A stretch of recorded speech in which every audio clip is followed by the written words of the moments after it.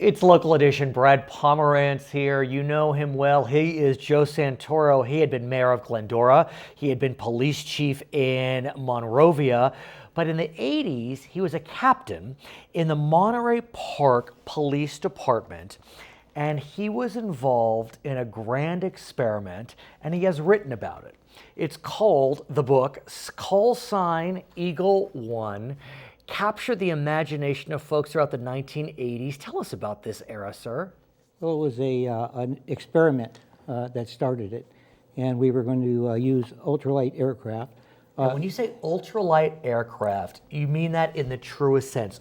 Not a lot of weight. Not a lot of weight. Not that you're putting light on the ground, but a very lightweight air vehicle. That's right. More like a hang glider. Okay. With a motor. Okay. On it, and you were literally in a swing under the wing on it. And so we experimented with that to use it much like we use a helicopter today to give support to the ground units Right. that they were responding on calls. So you were a modern day Wright brother in the mid-80s. Well, I don't know about that. We felt that way sometimes. Now, what's remarkable about this journey is that you are someone who did not enjoy flying, but somehow, some way, you became part of this grand experiment that really captured the imagination of folks around the country, especially given that these vehicles, these airplanes, or if we can call them that, were used during the '84 Olympics. Yeah, we used it in our venue. We had a field hockey venue at our stadium in our city, and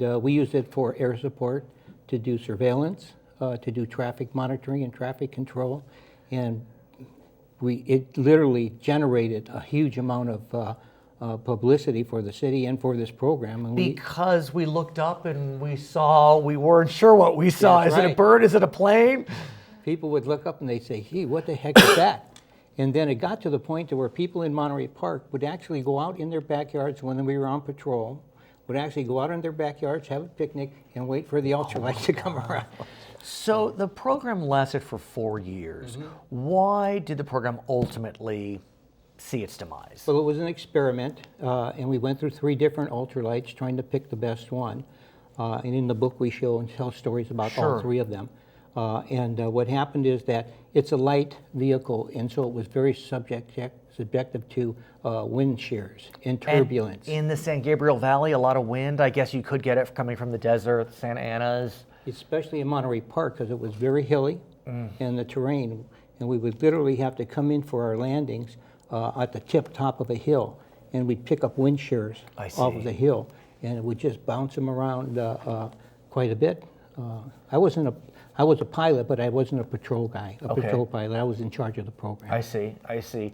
So ultimately, these air vehicles, they're not used by law enforcement, but they still are around for recreational purposes, is that right? Sure, they are, and it's a very active sport.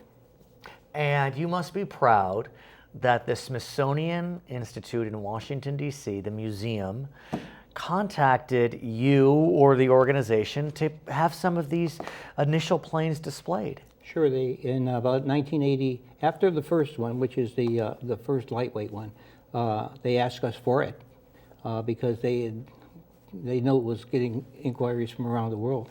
And then on the third one, they asked us for the third one after that. And they said they were going to build a new museum, a new air and space museum. Right. And I thought, well, not in my lifetime, But they did. But 20 years later, they built it. And it's called the Utovar Air and Space Museum for the Smithsonian, and it's right next to Dulles Airport. Congratulations. These hang right up from the ceiling. It's a great read. It's called Call Sign Eagle 1, written by Joe Santoro. My name is Brad Pomerance. We thank you so much for joining us on Local Edition.